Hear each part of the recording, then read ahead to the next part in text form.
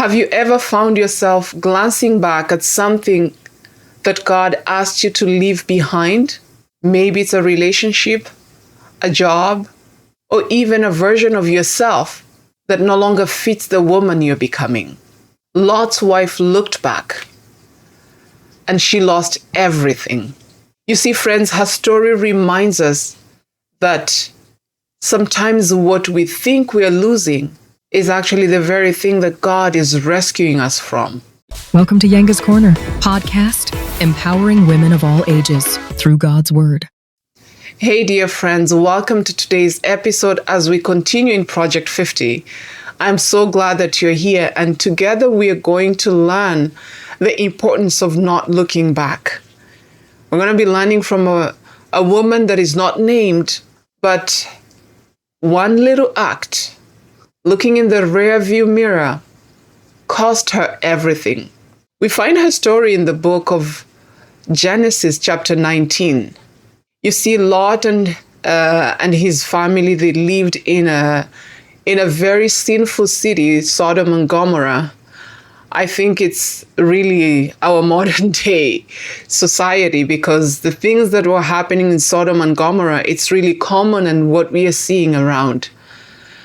But because of Abraham, his uncle Abraham, he was able to find favor. And so God is about to destroy the city where he lives in. But because of Abraham, God has compassion on him. And he sends his angels to warn him to leave the city because he's about to destroy it. And he has two daughters who are married. And even the husbands, the son-in-laws, they were thinking that he's just joking. And so Lot and his wife, they had a hard time leaving the city.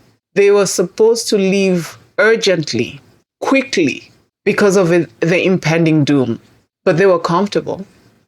Like so many of us, we are comfortable in the areas that we are in. Maybe it's in a toxic relationship.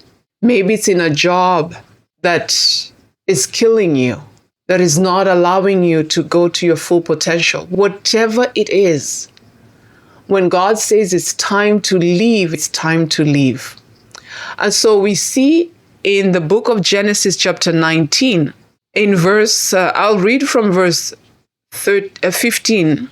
When the morning dawned, the angels urged Lot, saying, "Up, take your wife and your two daughters who are here, or you will be swept away in the punishment of the city."